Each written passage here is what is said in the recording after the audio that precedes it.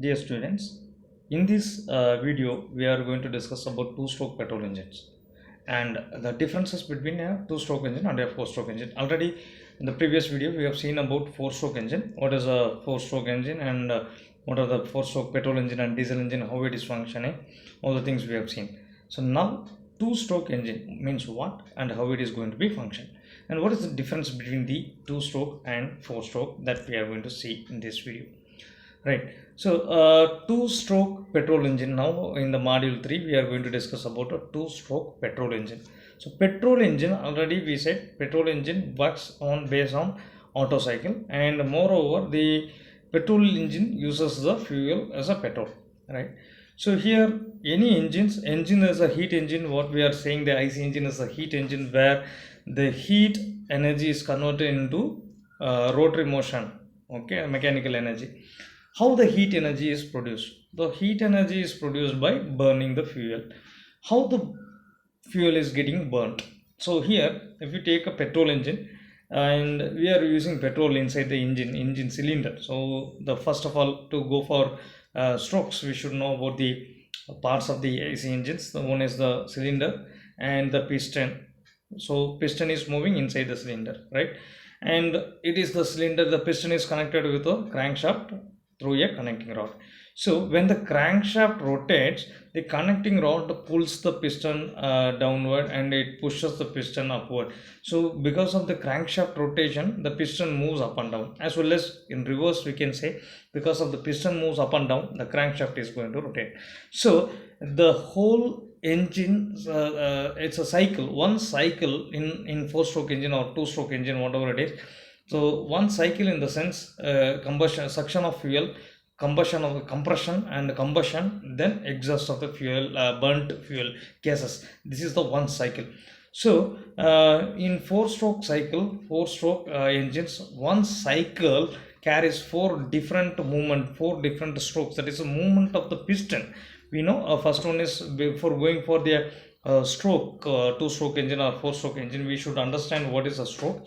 Stroke is the movement of the piston from one end to another end. So the length we can call as stroke length. And in two-stroke engines, the whole sequence of events, just like I said, no, suction, stroke, compression, power and exhaust strokes, or both are completed only in two strokes, that is two movements of the piston up and down, or we can say as a one full revolution of the crankshaft. Okay, this is the first one. Second one, in case of four stroke, we have seen the valves. Valves is the inlet valve and exhaust valves we have seen. So that through the inlet valve, the charge particles get inside when suction strokes takes place. But in this case of two-stroke engine, there is no valve present. Instead of valves, we are having two holes called ports. Okay, so here ports is inlet port, exhaust port, and a transfer port. Three ports we are there. We are having here, right? So in this sketch, we come to know that how the port is going to be open and close, and each and every stroke. So two stroke engine, now as we said, so in the two strokes will two stroke engine will operate only with the entire cycle is completed within the two strokes, that is upward stroke and downward stroke, we call it as. So what do you mean by upward stroke and downward stroke? In the sense, the piston moves from bottom dead center to top dead center. If it moves, we call it as upward stroke. When the piston moves from top dead center to bottom dead center, it moves downwards, we call it as downward stroke. So while moving up and downward, what are the operations we are going to see here? It is going to happen. So one thing is, first we say, no, the three main thing is, three main ports are there. One is inlet port, an exhaust port, and a transfer port. So I can show this transfer port here. We can see, I'm sorry, we can see this is the transfer port here. We can see this transfer port, or else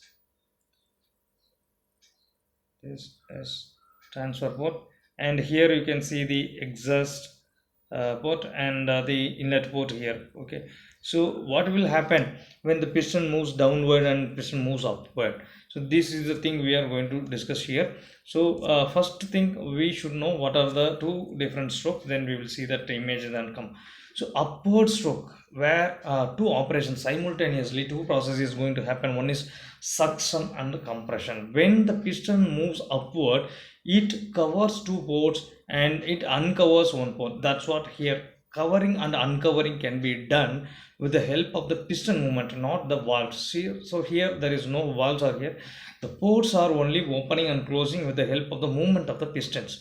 When the piston moves upward, it covers two ports, the exhaust port and the transfer port, which normally almost opposite to each other. So both the exhaust valve and transfer port are getting closed with the help of stroke of the piston when it moves upward.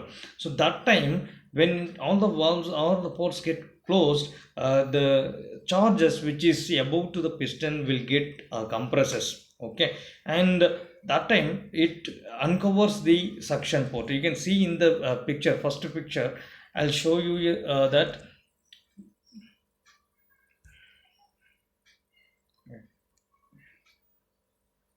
So in this picture we can see that one port, this is the transfer port is getting open, and this another one which is going to open.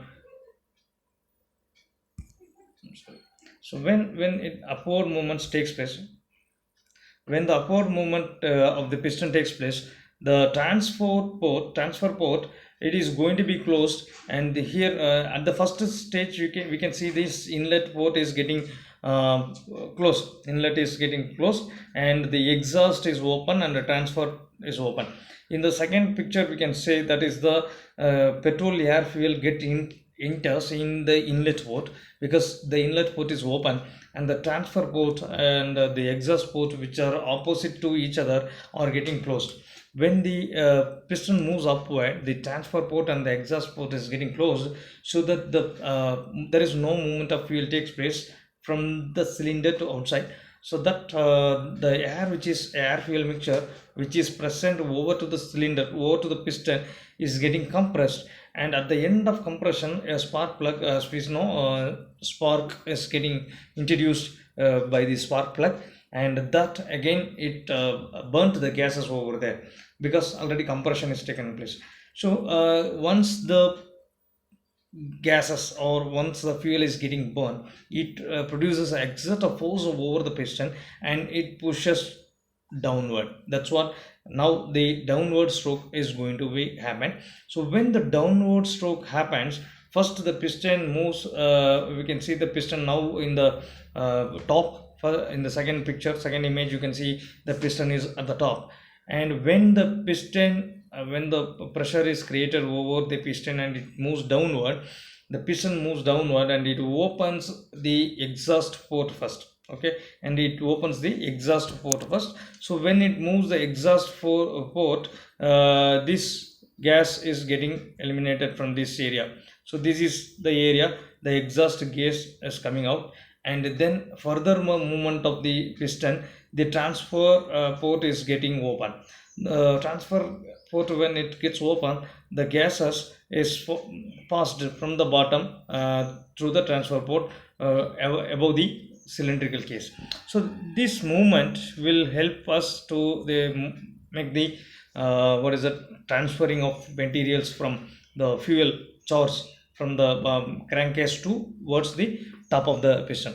Again, once the stroke is happening, when again compression takes place, the fuel is getting compressed, and this is a continuous process is going to be taken. So the upward stroke and downward stroke, as we said, the upward stroke, when it moves upward, it closes the exhaust port and transfer port, and at the same time it uncovers the suction port. So fuel gets in, and filled in the crankcase area, where for the next moment, during the downward stroke, the power is created due to the burning of gases, and it pushes downward the piston.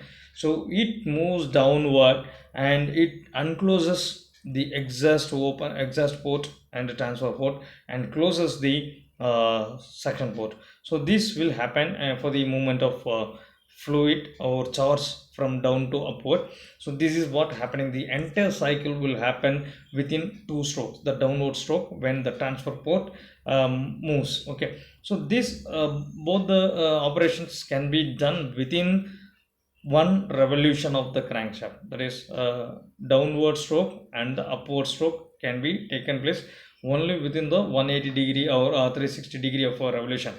One full revolution of the crankshaft, both operation can be done.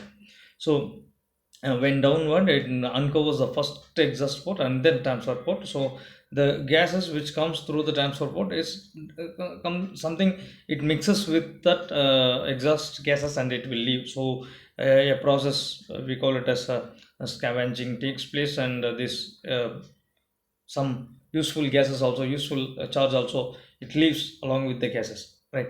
So now we are going to discuss about the four stroke and two stroke engines differences. So one power stroke for every stroke. That's what in four stroke engine, for every stroke, every that is suction stroke, compression stroke, power stroke, exhaust stroke. So one cycle that carries two full revolutions, two full revolution of the crankshaft is equal to is created this one power stroke. Okay, but in two stroke engine, now we have seen one downward stroke and upward stroke. Within one revolution of the crankshaft, we have get this power stroke. So this is the first difference. For four stroke, two revolution of a crankshaft is needed, but for two stroke engine, only one revolution of the crankshaft is fine enough. And the inlet valves and exhaust valves are present. You can see if you are having the four stroke petrol engine or diesel engine, if you take, there are valves are present, inlet valves and exhaust valve. But in the case of two stroke engine, there are no valves present, only ports present: inlet valve, exhaust port and transfer port. Inlet port, exhaust port and transfer port, three ports will be present. And crankcase is not fully closed and airtight, and here it is fully closed and airtight in two stroke engines. And we can see some other differences. The size of the flywheel is larger in case of four stroke engine, but in flywheel of two stroke engine it's very smaller. And fuel consumption, you can say that most of the fuel is not fully consumed in two stroke, that mostly fuels went waste through the exhaust port. But here in four stroke, it is possibility of full fuel is getting consumed. And weight, if you check it out, the weight is very high in case of four stroke engine, but in case of two stroke engine, the weight is less. And valves, due to presence of valves and presence of what is it, port, we can say the material wear and tear will be more in case of petrol four stroke engines, and in two stroke engine the wear and tear is will be less. And this is the thermal efficiency will be more that in four stroke engine, because all the fuel what we pour is utilized effectively. But in case of two stroke, it is on there, so torque produced will be more in case of four stroke, but in two stroke torque will be less. So these are all some important differences for the four stroke and two stroke engines. Okay, thanks for the watching the video. Next class we will see about some other problems related to the efficiency and all. Okay.